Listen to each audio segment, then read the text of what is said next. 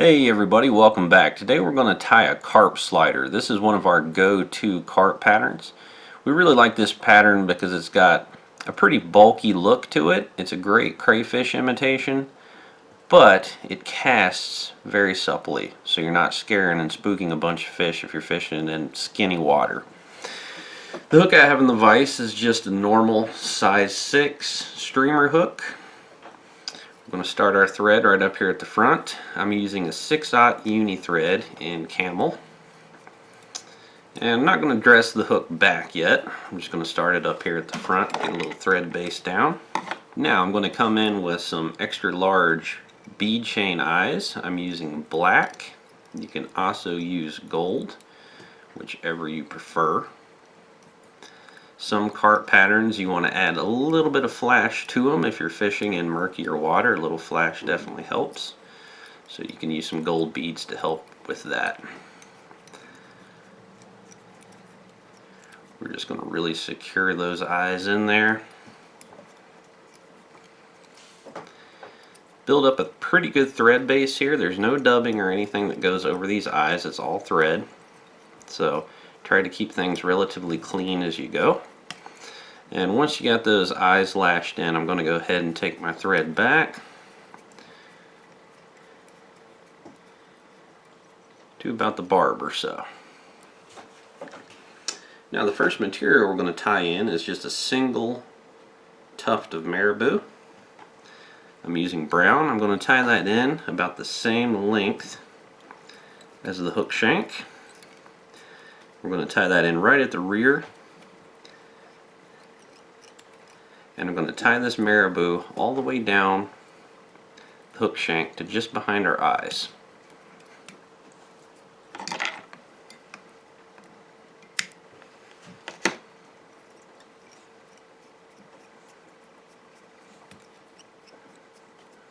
Then clean up a little bit. If you got a few stray fibers sticking out, it doesn't matter a bit. It's just going to get all that hook shank to a nice uniform color. There we go. Now the next thing I'm going to tie in is 2 pieces of round rubber legs. I'm using black. These are going to become some feelers. Here at first I'm just going to lash these in up on the top.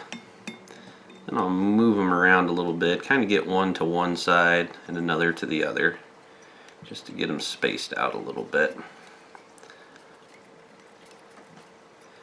And that rubber, I don't really want to take that all the way down the hook shank, so I'm going to snip it off at the rear and then get that cleaned up. And depending on how long your rubber legs are, you'll want to trim them. I like mine just slightly longer than my marabou. Now the next material I'm going to tie in is a piece of UTC ultra wire in brown, size small. I'm just going to tie it in here at the rear. We're not going to be using that for a while, so I'm just going to let that hang out. Just spun my fly there because at the bottom here I'm going to tie in a piece of crystal braid. I'm using olive. A lot of the crayfish in our waters have some olive in their shell, and with these bead chain eyes, this pattern is going to go hook point up for us. That's why I'm using a pretty light nymph hook to assure that it'll turn over in the water. It's strong enough to hold a carp, but light enough that I know it'll turn over. So I'm going to tie that in and just let that hang out for a minute. Go ahead and get it back here in the material clip out of my way. Alright. The body of this fly is going to be about 2-inch long sections of normal old yarn. This is the same stuff you get at the craft section in any big box store or any craft store. There's a lot of materials you can use. I like to use this because it's cheap. There's a bunch of colors and it works just fine. So the way we're going to tie this in, we're going to tie it in right here at the rear, right by our marabou tail. We're going to tie it across the hook shank, just like you would spinner wings. It's a little fiddly to get it started, but then when you do, it's just X wraps across. Get that tied in. advance our thread just in front of it. So you should have something like that. Okay, now I'm going to come in with another piece and do the same thing, trying to get it as close to the last one as I can. And I'm going to tie it in the same way. Like I say, the first couple wraps are always the most awkward. But then once you get it going, it ties in quite easily.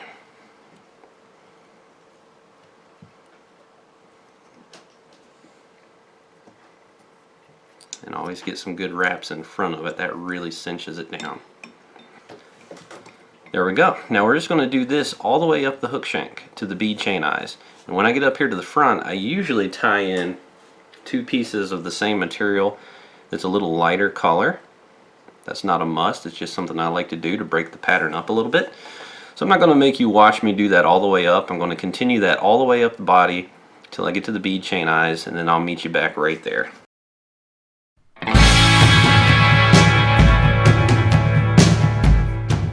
Right, there we go. You should have something looking pretty crazy. Something that looks like that. Okay? So I'm going to go ahead and spin my vise again. And this piece of sparkle braid I'm going to pull up over the top here. And I'm going to capture it up here at the front with a couple of loose wraps. I don't really want to totally cinch it down yet. Just a couple loose wraps to hold it. And then we're going to come in with our wire. I'm going to counter wrap. And I'm going to try to snake that wire in between each piece of our yarn that we tied in.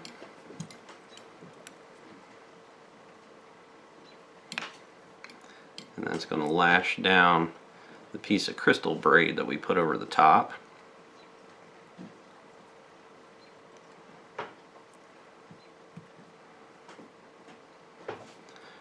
Just kind of coaxing things as we go.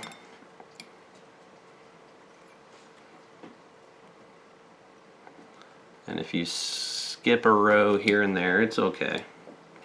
And then once I get that to the front, I'll capture it and go ahead and fully lash down that piece of sparkle braid.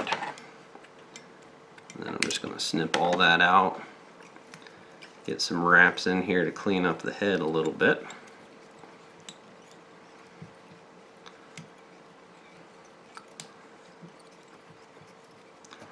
There we go. Now we can spin that back around. And that's the tying done. So we're going to go ahead and whip finish.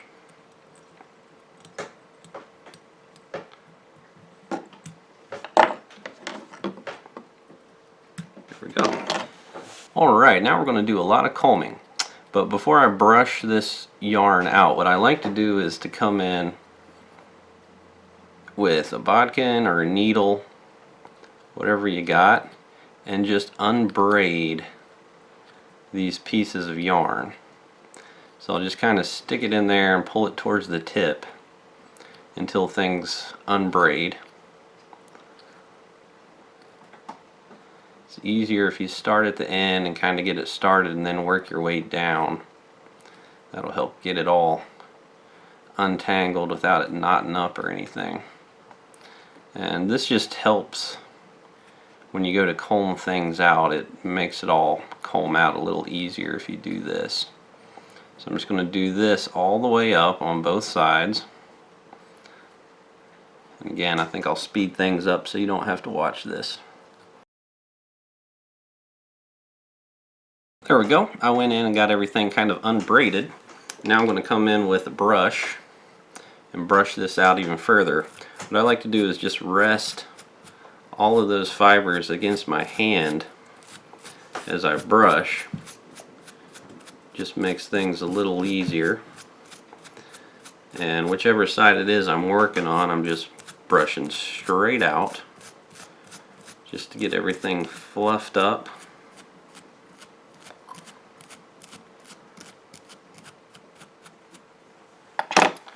There we go. Got things nice and brushed out.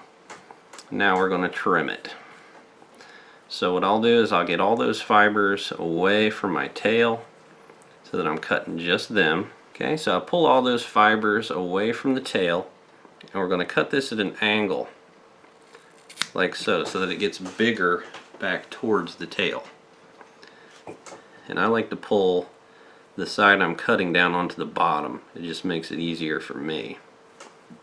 There it is, folks. This is the side that the fish will see. It's got a nice big thick profile to it, but it's not a big fly at all. It casts really, really delicately, so you're not spooking a bunch of fish. We like to fish this in the flats, the tailing fish. You know, you got all this yarn here. If you put it down in the mud, it'll move some mud. It really catches fish's attention. It just works super, super well.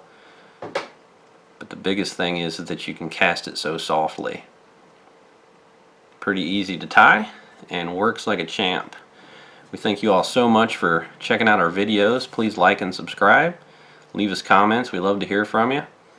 Tight lines.